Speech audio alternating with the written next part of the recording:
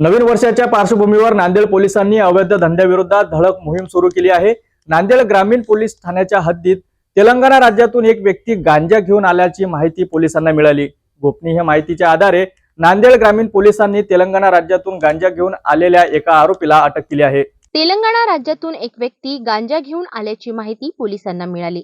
गोपनीय माहितीच्या आधारे नांदेड ग्रामीण पोलिसांनी तेलंगणा राज्यातून गांजा घेऊन आलेल्या एका आरोपीला अटक केली आहे। या आरोपीकडून 2.5 किलो गांजा जप्त करण्यात आलाय। पुढील तपास पोलीस करतात आहेत। 31 डिसेंबर 2024च्या पार्श्वभूमीवर माननीय पोलीस अधीक्षक सर यांनी जे निर्देश दिलेले त्यानुसार आम्ही अवैध धंद्यावर कारवाई करत आहोत। आज गोपनीय माहिती मिळाली त्यानुसार पोलीस स्टेशन नांदेड ग्रामीण यांची जे डिटेक्शन ब्रांच आहे त्यांनी अत्यंत चांगली कामगिरी केलेली आहे। साधारणतः 2 किलो आणि 630 ग्रॅम गांजा पकडलेला आहे। त्याचे गुन्हा दाखल करण्याची प्रक्रिया सुरू आहे आणि एक आरोपी आमच्या ताब्यात आहे। हा तपासाचा भाग आहे। आम्ही तो कुठून आला आणि कोणाकडे सप्लाय आणि डिस्ट्रीब्युशन कोणाकडे होणार हे पूर्ण शोधून काढू।